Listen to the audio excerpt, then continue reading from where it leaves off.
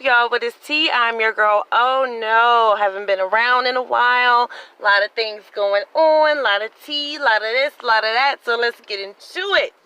We all have been able to just sit back and watch everything unfold as far as the Mess Express, QI critical thinking, VS, the whole relationship thing, the vacation. Like, we've all had a chance to just basically see everything that is on display. However, the Mess Express did an interview, and it was titled, "Let's Touch Someone with a Powerful Word, Foster System." And I was really shocked that a lot of people let this go under the radar. It's almost as if either no one wanted to say anything because they didn't want to get a response from it, or they just fucking missed it. Something happened, and you might want to grab a pen and paper, but first listen to this. Because you had been through, there's a such statement that I always say. It's like, but this doesn't apply to you. But it's like, some people are so accustomed to abuse until that's all that they know. It's like, if you've been, compulsively or frequently abused, then, it's like you expect the abuse. And that's why some people become, they just make abuse a part of their everyday life. Because, they're so used to being abused until it's like, how can I not? It's like some people don't even feel normal if they're not in an abusive situation after, being compulsively abused. Yeah, that's how I felt. And after QI made this subliminal statement, you'll notice at the 27:03 mark, VS immediately reaches for her phone and she starts texting. She puts her phone down, but she's looking in the camera like, "You bitch." And the whole kill is QI blatantly said, "This doesn't apply to you." So if it didn't apply to the person that was being interviewed, who did it apply to? Who did it apply to? That statement was made for one specific person. She was basically being sarcastic and trying to say shit without saying it. I personally do not do sarcasm. Sarcasm is for the weak. The weak-minded individual that does not have enough balls and courage to say what the fuck they really want to say. And I'm not saying that to shade QI. I just don't like fucking sarcasm. I think that you can say whatever it is that you want to say because it's not what you say, it's how you say it. And if you're respectful and you have good intent, most people won't have a problem with you voicing your opinion. But then you have people like VS who are probably going to take it offensive no matter how you put it, what format you put it in, how you say it, they're going to be offended. And I also know that when you don't fuck with somebody, everything they do gets on your fucking nerves. Everything they do. So it's a catch-22 for me because I understand why she said it the way that she said it, but I really wish that she would have had the courage enough to look in that camera and say what it is that she wanted to say, flat out, fuck it, shit, and deal with it afterwards, come what may. Shit, if you cuss me out, you cuss me out, and I'm gonna cuss you back out, and we going at it, you know what I'm saying? But say what it is that you need to say. So for me, this was pretty much confirmation that was going to be QI's last fucking train ride. So from the 26:35 mark until about the 29-minute mark, I'm going to say, if you care enough to go back and watch it, please do. And when you do, you're going to see something really interesting. Not only are you going to see VS pick up her phone to text QI, you're going to see QI pick up her phone and the way everyone's mood changes after that. And also read the lips. Read the whole body language, and you will see what was happening at that very moment in real time for yourself. Don't take my word for it. Just go back and watch the shit. It's only a couple seconds long, but you'll be able to see a lot. You will see a lot. But the real kicker for me was when QI went on 5A's platform to do an interview, and she said the reason why she did it was to get her power back. Get your power back how exactly? See, a lot of people on here think that when they start beefing with somebody or when they have to face confrontation with somebody, the best way to get back at them is to go on a platform of someone that person really hates and despises and does not respect, to vent to them about that person. That's not how you go about shit. And from my understanding, VS took that whole shit down. She took that whole QI critical thinking page and that shit was kaput. She basically ended that shit. So I guess that QI called herself going over to Babe Nation to get her numbers back up rapidly. But the whole kill of it is that now, QI, you have a whole different subscriber base. Now, VS made a comment and she said she can easily snap her fucking fingers and have that girl wrapped right back around her fucking pinky. And I believe it. I believe it. I know it, as a matter of fact. And the reason how I know is because look how much time QI has spent over there with TSCC. That's her fucking home. That's what she's used to. 95% of what QI has invested in YouTube is based and rooted with TSCC. So yeah, she'll go back to it. If there's anyone willing to unlock the door, open that bitch, and let her in, yes, she will walk back through it. And we see this all the time in life. People fucking break up to make up, and then they get right back together, pretending like nothing ever fucking happened. So not only did you have all this time invested in this group with these people, you also had an affair. There's no doubt in my mind that if it is an option that she can go back, she will go back. So we have this incident where someone has been dismembered and dismissed.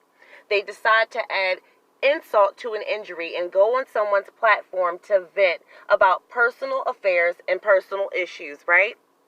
Meanwhile, on the other side of the world, there's someone else that decides, hey, she went on 5A's platform and she basically got her numbers back up and people like her now. So let me go over there and see if that shit can work out for me too. That got her antennas up.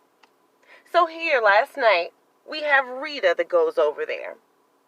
And see, I made a promise to myself that I would not say anything else about this woman again.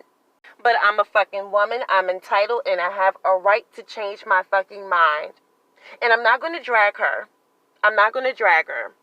I'm just going to speak some fucking facts. I remember a few weeks back, people were so disgusted with this woman, okay? She had way more dislikes than she had likes. And people were disgusted with her lifestyle, her conduct, and what was going on in her home. Everybody had something to say about it, including the person that interviewed her last night. So let's talk about last night. Some people on here really irritate the fuck out of me and get on my motherfucking nerves because you don't follow your heart. You don't follow your mind even. You follow the numbers. You follow the motherfucking crowd. The definition of jumping on the bandwagon. To join an activity that has become very popular or to change your opinion to one that has become very popular so that you can share in its success. And that's exactly what the fuck some of y'all are. Bandwagon fucking junkies. You mean to tell me 2 weeks ago, nobody has shit positive to say about this fucking woman whatsoever. Way more dislikes than likes. Getting all this backlash, all this hate. All these people inserting themselves on her business and in her shit. And they fucking despise this girl who has no respect for her mother. No respect or remorse for her daughter. Who was molested by this girl's husband. The one that's spending money popping perks all day. The one that's abandoning the children. Who has them in the back room screaming and crying their fucking asses off while she's on live. The same woman who most of y'all was dragging the fuck out of 2 weeks ago. And you mean to tell me, because she's on someone's platform, all that shit is out the window and shit changes now. There's a new narrative.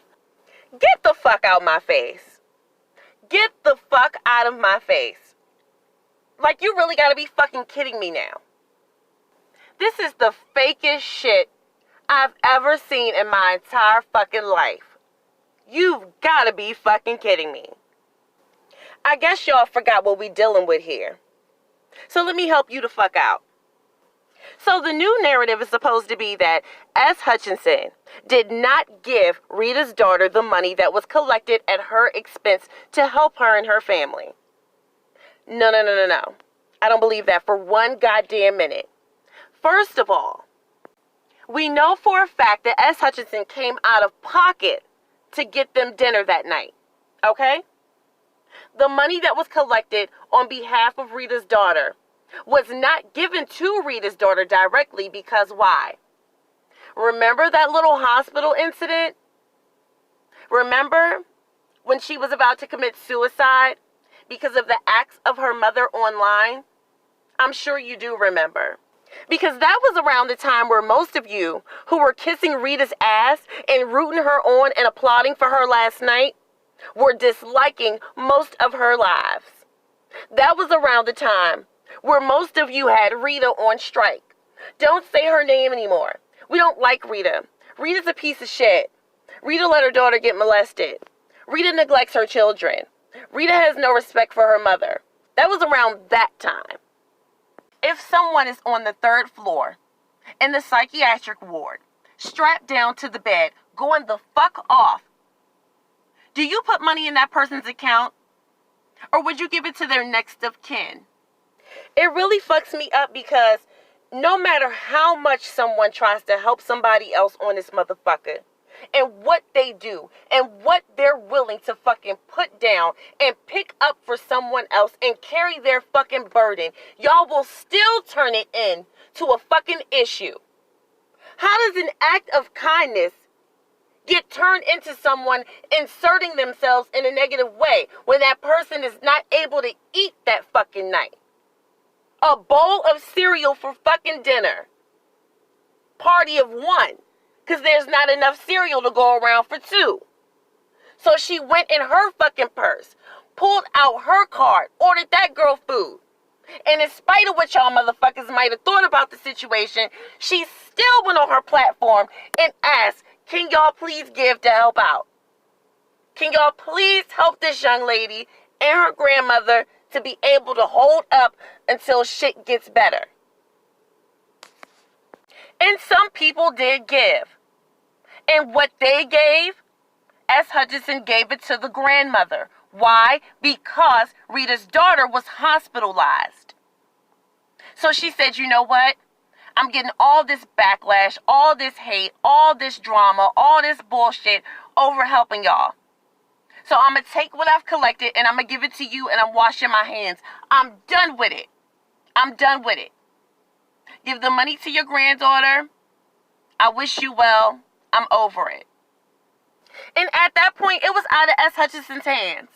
So if grandma decided that she was going to go to the nail shop and get her a full set and a catfish dinner and an 8-ball to smoke later on that night, that's on grandma. That is on fucking grandma. And if Rita's daughter did not see the money that was collected on her behalf, that is also on grandma.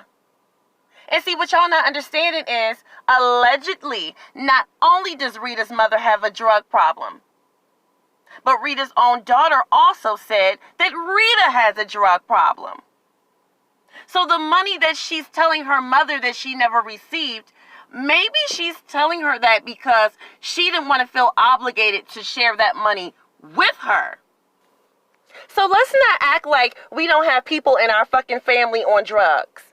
Let's not act like there are not people in our lives that we cannot let know that we are holding a fucking dollar in our pockets because they're going to fucking ask for the shit. Maybe there's a reason why she told her mother that. But I don't believe for one motherfucking second that S. Hutchinson kept that money. I just don't. We're talking about the woman who can afford not to work. We're also talking about the same woman who is able to travel along with the Maddie mob wherever they may go from state to state at her own expense and on her own dime. Why the fuck would she have to steal a few funds that was raised on someone else's behalf. It does not make sense. Make it make sense. And while you're at it, make this make sense also. How does Phi Babe get to sit up on her platform and say, where's the money for Rita's daughter? What happened to the money? When we still have yet to see what happened with that fucking $650 that was collected for an attorney. And see, that's that bullshit. That's that fake shit. That's that shit I'm talking about.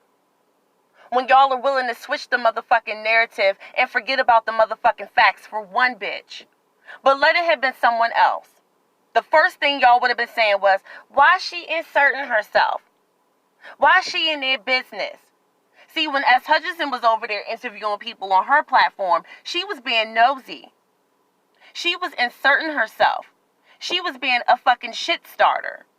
But when Phi Babe does the same thing, the same rules don't apply, fuck out of here.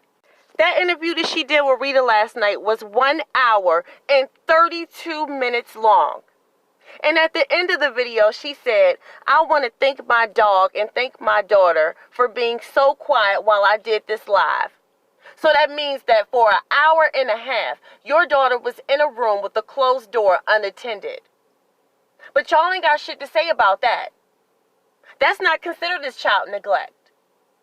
But before last night when Rita did it, y'all would have been ready to call fucking CPS. I don't understand some of y'all. I really fucking don't. Y'all fickle as fuck. Y'all fake as fuck. This shit is wild to me. And I cannot wait to see the fucking comment section under this one. Because I already know what it's going to say. Oh, you hating, you just hating, you hating. Every time a bitch call out another motherfucking bitch, it's not always hate. It's facts. It's some real shit for your ass. It is what the fuck it is. Because I'm sick of bitches on here going by the book with motherfuckers they don't fuck with. But when a bitch numbers get up there, all of a sudden the rules change, the narratives change. Fuck that. I don't give a fuck whether I fuck with you or if I don't fuck with you. Right is right and wrong is motherfucking wrong. For instance, just like y'all motherfuckers going around here pretending like just because you don't fuck with Tracy, that motherfucker getting in his car, riding around, dropping landmarks, giving hints to where and near her location is not wrong. That shit is wrong. That's fucked up. That's doxing. And this is the same motherfucking man that y'all will allow to preach to you and feed your fucking spirit on Sundays. Acting like he's holier than thou. But he can do what the fuck he want to do in a roundabout way. Bullshit. And y'all know he wrong for doing that shit. But just simply based off of the fact that you don't fuck with Tracy because the majority of the people you watch don't fuck with Tracy, you want to fucking ride that goddamn bandwagon. And jump on that bitch. And buck on that bitch. And ride that motherfucking wave. And you know what scares people? Success. See, when you chilling and you in the cut, everybody good with you, you fine. Because you not fucking competition. And I know it's a lot of people coming after Phi Babe simply because she's hitting them 1Ks like a motherfucker. But let's look how she's doing it. Because if you're not on there talking about beef, and if you're not on there inserting yourself, they wouldn't be rocking with you the way that they rocking with you. So don't think I'm coming after her simply because of her success. Because her success is soon going to be her demise. I'm a content creator. And we know what's up. We know what's up. It's so much motherfucking pressure on her at this point that some of y'all don't fucking realize. She couldn't backpedal and pussy pop if she wanted to at this point. You know why? Because anything that she does, other than this beefing for dollars shit, and this inserting herself shit, anything else that she tries to do is going to be less than. So what does that mean? You got to keep up that fucking momentum. You got to keep them numbers up. You got to keep inserting yourself. You got to keep beefing. That shit is draining. And it gets old. And it takes a lot out of you. Oh, there's a reason why Oh No hasn't been on here for 2 weeks. I enjoyed myself.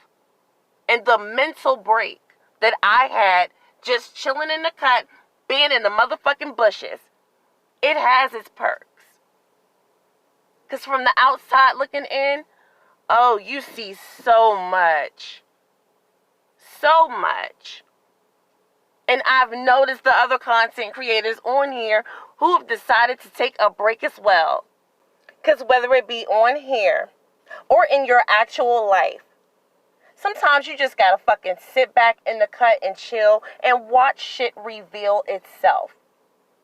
Look around.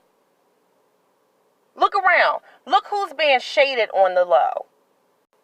By people that they fuck with who really don't fuck with them. There is a great transition and a great twist and a great shift coming about. Just watch.